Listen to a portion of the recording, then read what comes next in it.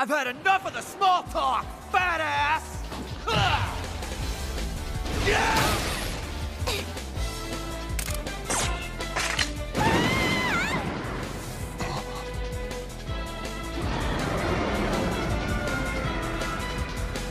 Now to finish you!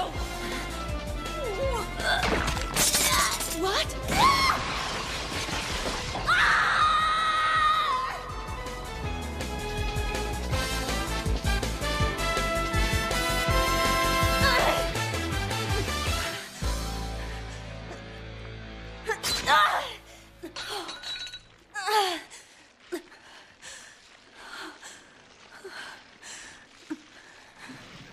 Ang galing mo rin talaga, no? Hindi ko alam na ganyan pala talaga ang totoong itsura mo. Ako nga hindi ko akalaing mapapalitaw mong tunay na anyo ko. Panalo pa rin ako. Napapaligiran ng enforcement team ang building na ito. Hindi kayo makakatakas, talo na kayo! Alam ko na yon. Hindi mo na kailangan sabihin. Hindi kami makakatakas dito. Masyadong maraming kalaban. Bakit hindi mo subukan? Tumakas ka kung kaya mo. Sige na, umalis ka na. Gusto ko nang umalis eh. Teka nga pala, gaganti pa ako sa'yo. Dahil sa ginawa mong pagputol sa buhok ko. Hindi kita mapapatawad sa ginawa mo. Hindi ka na nga pala makagalaw dyan. Paano kung may makakita sa'yo? Teka! Hindi ba vice president ka kamo ng enforcement team? Siguro pinagpapantasahan ka ng marami. Paano kung... Teka! Makita nilang ganyan ka? Wag! Hindi kaya sila masuka? Teka! Hindi na nakakatawa to, ha? Tutulungan kita basta susunod ka sa sasabihin ko. Si Mai Natsumi po ay nasa CR sa 4th floor. Nilalabanan siya ni Miss Isuzu. Sa hallway naman po sa 3rd floor, kalaban ni Sagara ang isa sa mga freshmen. Sa 9th floor naman po, sa hagdanan papuntang rooftop, kalaban ni Squad Commander Tagami, si Aya Natsume. Hayaan muna natin si Miss Isuzu na mamahala sa misyong ito. Bigyan siya ng 10 minuto. Opo. Kapag lumipas ang 10 minuto at hindi pa siya tapos, saka tayo kikilos. Ako na ang lulusob. Yun lang po. Yun po ang report ko. Mabuti. Magaling. Umalis ka na. Grabe, ang galing niya. Ibig niyo sabihin, si Aya Natsume lang ang gumawa ng lahat ng ito? Oo na. Sige na. Umalis ka na. Paano ba kayo naglaban at nasira ang damit mo? Siguro ma'am, para kayong mga pusa ako lumaban. Grabe talaga. Sino ang tinatawag mong pusa? Hindi ko na kaya. Hirap talaga na nagpapakyut. Wala ka ng paki doon. Ano naman ang binabalak mo ngayon? Narinig mo, di ba? Nandito na siya. Paano na kayo? Paano pa kayo makakatakas ngayon? Wala na talaga kayong pag-asa pa. Hindi yun ang gusto kong malaman sa kanya. Gusto kong malaman kung nasa na yung mga bata. Mga bata? Nahati ang aking chi dahil sa mga natamukong sugat sa laban natin. Pero lalabanan ko ang mga kasama mo hanggat kaya ko pa. Ang mga batang doon ang mga alas ko sa labang ito. Kahit mukhang dihado kami sa labang ito. Ako pa rin ang pinuno nila. Gagawin ko ang lahat para magtagumpay kami. Tumayo ka. Harapin mo ang kalaban mo. Ngayon ay gagamitin ko na sa'yo mga teknik ko. Makikita mo, tatapusin kitang gamit ang isang atake lang. Malas mo lang. Gagawin ko sa'yo yung mga sinabi mo!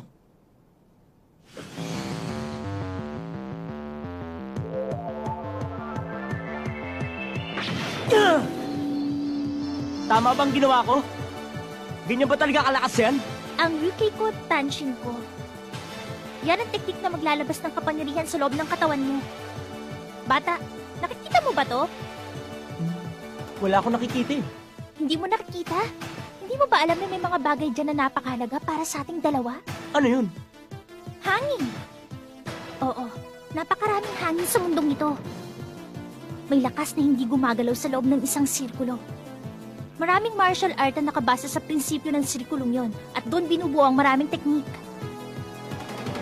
Ang reverse attack ay isang attack kung saan kailangan mong makontrol ang direksyon ng pwersa. Kapag kaya mo na kontrol ang direksyon ng pwersa na yon, marami ka nang pwedeng gawin doon. Gamit ang matinding konsentrasyon, kumilos ka ng paikot sa likod ng naipon mong chi. Kapag kumilos ka ng mabilis, makukontrol mo ang hangin na punong-puno ng enerhiya at magagamit mong pang-atake yun. Baka pwede pa bang bawiin yung mga sinabi ko kanina? Hindi na! Ibigay todo mo na! Ang lakas na kapangyarihan niya sa lahat ng mga taong nakalaban ko. Ngayon pa lang ako nakakita ng ganito katinding teknik. Oh, bakit ganun? Bakit hindi umabot sa kanya? Bakit nagminti siya? Ibig sabihin hindi pa niya lubos na alam ang teknik na yun. Sira ka pala! Mali yan! Huh? Bata, kahapon mo lang natutunan yan. Hindi mo maaasahang ubra yun sa taong yan. Hindi siya mangmang. Parte ng martial arts sa mga teknik na ginagamit para durugin ang kalaban. Ang mga teknik ay pinag-aaralan ng lubusan. Bakit ka gagamit ng teknik na hindi mo pa kabisado? Bata, ano ba ang natutunan mo? Meron kang sariling paraan ng pakikipaglaban. Alalahanin mong hindi ka sumali sa Juken Book Club ko para lang matuto ka ng martial art. Maraming paraan dyan para lumakas ka. Oo nga naman. Tama na, naiintindihan ko na. Tumigil ka na. Alam ko naman yan eh. Alam kong hindi ako karatista. Sanggano lang. At ang sangganong ito magiging mas higit na mas malakas sa inyong lahat. Magpasalamat ka kay Natsume, Freshman. Kapag masyado ka natuwa at lagi mo ginamit ang teknik na yun, matutunugan ko ang atake mo. Kapag sumunto ka, sasaluin ko ang braso mo at hindi ka na makakagalaw. Ilang salita lang ang narinig niya kay Natsume at bigla na lang siyang kumaligpili ng kalaban. O sige, ikaw naman dyan. Ikaw naman ang sumugod.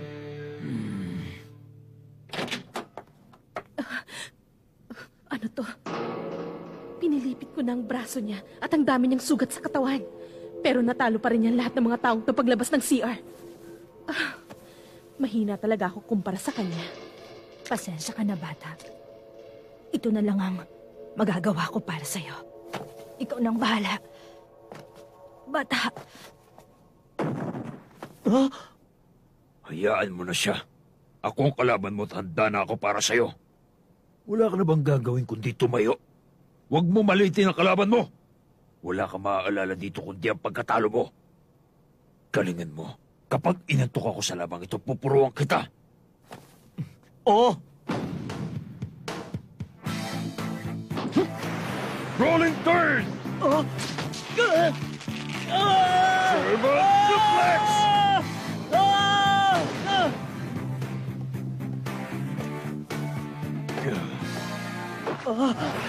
Jump in! Naku, lagot! Powerbomb! Grabe siya. Hindi ko akalain napakabilis niya. Nakinis!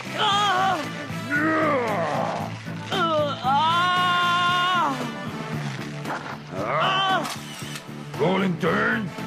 German suplex! Jumping powerbomb! Pagkatapos, Scorpion Deathlock! Yan ang tinatawag na Sagara Special. Boys and girls, don't try this at home, ha?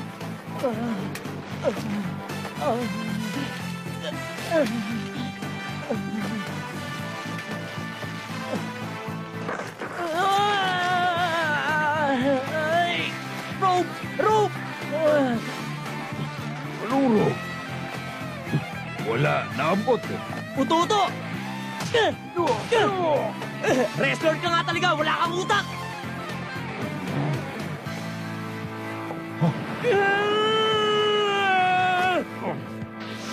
Right straight niya. Sasaluin ko lang ang braso niya tapos lagot na siya.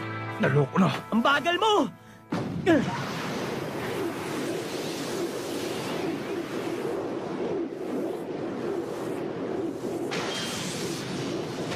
Heto na! Ano ka ba? Hindi mo pa kaya.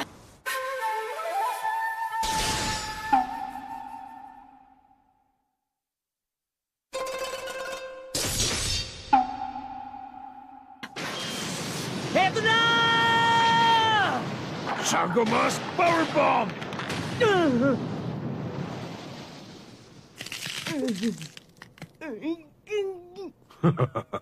Masakit ba ang kamao mo? Aray ko! Ang mga muscle ko hindi lamang pumaprotekta sa katawan ko. Ginagamit ko rin ito sandata laban sa mga kaaway ko. Ibinabalik ng katawan ko sa kaaway ko ang puwersa ng mga atake nila sa akin. Sila nakakaramdam ng sakit ng atake nila. Bago tumama ang suntok ni Soichiro, pinalapad ni Sagara ang mga muscle niya. Sa ginawa niya yung naibalik niya kay Soichiro ang puwersa ng suntok niya. Sanoy na sa labanan ng katawan niya. Hindi na niya sinasalo ang mga puwersa ng atake sa kanya. At kahit gaano kalakas na si Soichiro ngayon, malaking pinsala pa rin ang natamo ng kamao niya. Malakas. Malakas si Sagara. Sigurado akong walang pag-asang manalo ang bata sa labang ito. Natsumi, huwag ka nang tumayo. Malaking pinsala ang natamo mo sa balikat. Hindi ako masisiyahan kung lalabanan kita ngayon.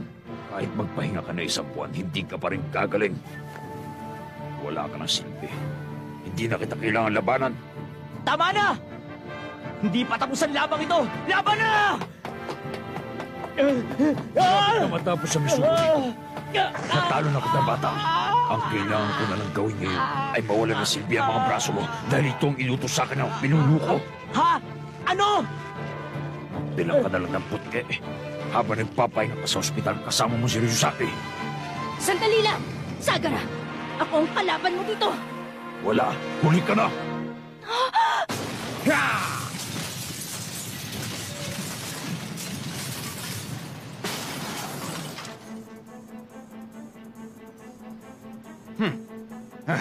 Naintindihan ko na. Kaya pala dito mo gusto. Sigurado sa oras na ito, nag-uumpisa na ang atake ng enforcement group at dumating na ang pinuno namin, amin na ang tagumpay. Kahit matalo mo ko dito at makatakas ka, naghihintay pa rin sa iyo si Sagara sa 3rd floor. Kung hindi siya sumali sa pro wrestling club, malamang pumapangatlo ang rango niya pagkatapos ko at kay Isuzu. Malakas ang taong yun. Ayan, suotin mo. Hindi ko akalain na mga ginoo ko pala. Kinararangal ko na ako ang isa sa mga natitirang samurai sa mundo. Ginagalang namin ang mga kaaway namin. Kung tutuusin, hindi ako papayag sa labang ganito dahil hindi ito patas para sa kalaban ko. Pero, dahil dyan sa mga mata mo, habang may mga mata kang ganyan, kailangan kita labanan! Ako magiging asawa ni Soichiro. Itiwala ako sa kanya at sa mga kaibigan ko sa Jukenbu Club. At may tiwala ako sa sarili ko. Isinusumpa ako. Hindi ako matatalo sa iyo o sa mga kasama mo.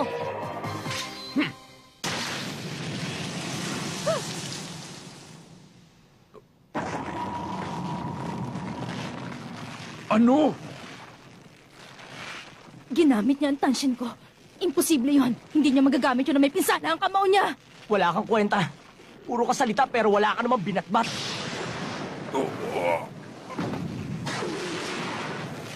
Imposible. Natatalo ako. Natatalo ako ng batang ito kahit na mas malakas ako sa kanya. Enerhiya na paikot. Ang enerhiya ng tansyon ko ay matindi. Lumalabas na to sa katawan niya. Imposible to. Paano niya nakokontrol ang pambihirang enerhiya na yon? Paano niya nagagamit ang tansyon ko ng ganito? Kanina pa ako nababana sa mga sinasabi mo. Kanina ka pa walang ginawa kundi magkunwari. Di ba? Kanino mo ba sinasabi na nilalabanan mo ko dahil inutos na ito sa'yo ng mga nakatataas sa'yo? Sayang ka. Ang lakas mo pa man din. Bakit ka pumapahig na maging isang utusan lang? Wala kang kwentang tao. At dahilan. Pro Wrestling Club? Ayoko. Sensya na, pero hindi ako interesado dyan. Ayoko. Samurai ako. Hindi ako lumalaban para panoorin. Ayoko niyan. Ano ka ba? Hindi mo ba alam? Sa eskwelahang ito, kapag nagtayo ka ng bagong club, ang unang gagawin ng mga ibang club ay pabagsakin ka. Naaalala ko pa. Nasali ba kayo? Hindi madali ang training dito. Sagara, laki ng katawan mo. Ano bang kinakain mo nung bata ka pa? Bakit dito sa CR ng mga pressman tayo nagtitraining? Ito lang ang lugar kung saan tayo pwede magsanay. Ano? Saan ka pupunta? Uwi na ako. May bagong laro sa computer ngayon. Okay ba? Tingnan nyo, laki ng muscle ko. Ha? Ano ka ba? Payat po, no? Tingnan mo katawan ko. Ito, malaki. Sagara, sa palagay mo, kaya namin lumakas katulad mo? Oo naman.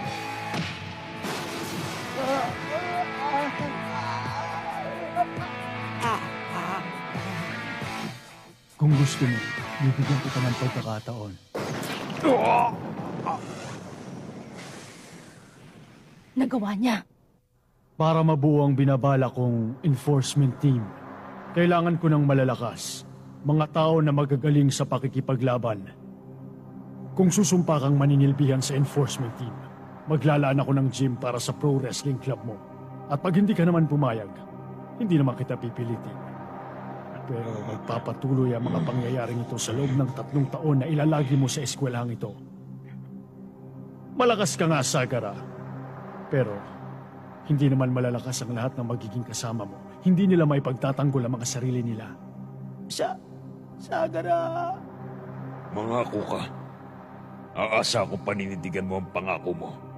Susumpa ko, maninilbihan ako sa enforcement team mo. Pero, ginagawa ko lang ito para mabawasan ang karahasan na idudulot ng away natin sa eskwelahan. Ginagawa ko ito para sa eskwelahan, hindi sa'yo. Kapag natalo ako sa labang ito, ang pagkatalo ko ay hindi lamang sa akin. Marami ang umaasa sa kakayahan ko. Yun ang dahilan kaya kahit anumang mangyari, hindi ako magpapatalo dito. Hindi maaari. Hindi maaari. Hindi maaari! Hindi ba pwedeng sa ibang araw na lang natin pagpatuloy ito? Hindi naman yata kailangan mamatay ang isa sa atin sa labang ito, hindi ba? Pareho tayong lumalaban dahil may nakakataas sa atin na inutusan tayo at hindi dahil sa gusto natin gawin to. Alam mo, humahanga ako sa lakas mo eh. Kapag malinaw na ang pag-iisip mo, lalabanan kita kahit saan mo gusto. Tawagin mo ako kapag handa ka na. Papayag ako mag-rematch tayo. Okay ka rin pala. Tapawagan kita. Sige, sa susunod, tatalunin kita.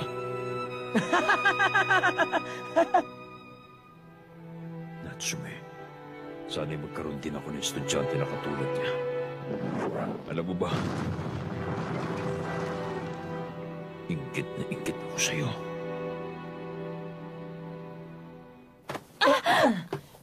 Pambihira ka, gaan mo naman pala eh. Bakit mo ako binuhat?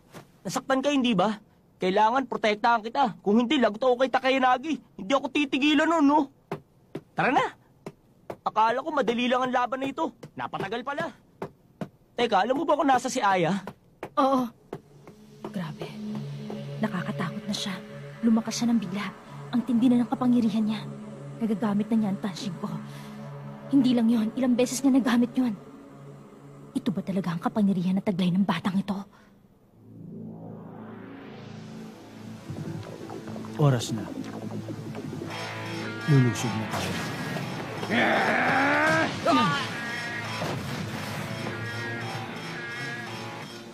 Natapos na rin. Bob, saan ka?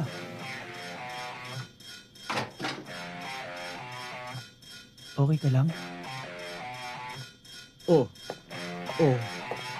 Asa na si Jackie? Hindi kami nakalabas. Nandito siya. Nasa loob ng locker.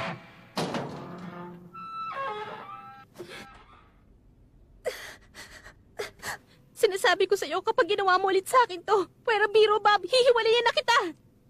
Sorry. Kahit naman walang mangyari sa akin. Walang halaga yun kung ikaw naman ang mapapahamak.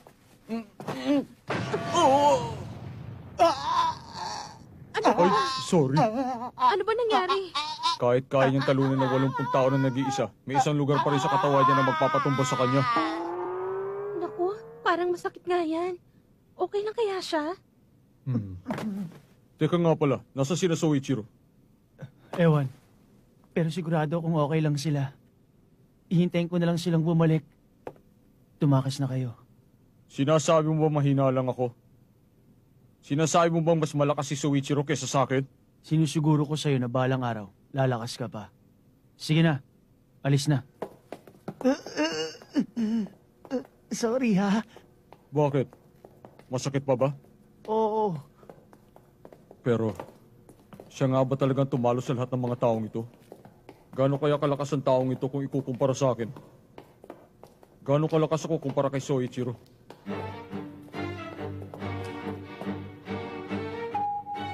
Kung sa araw na to, magkikita ang kasulukuyan at hinaharap, may magagawa kaya ako? Isang malaking pagsubok ang naghihintay sa amin. Hindi isang biro ang labanan na magaganap nito.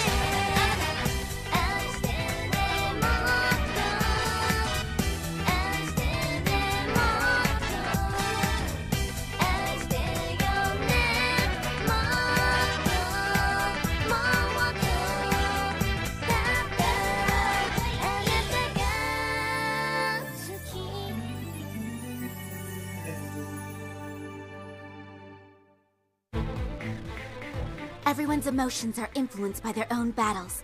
This is what leads them into the shadowy corners of their pasts. Next episode of Tenjo Tenge, Dragon's Eye. Soichiro-sama, I feel like I'm going insane!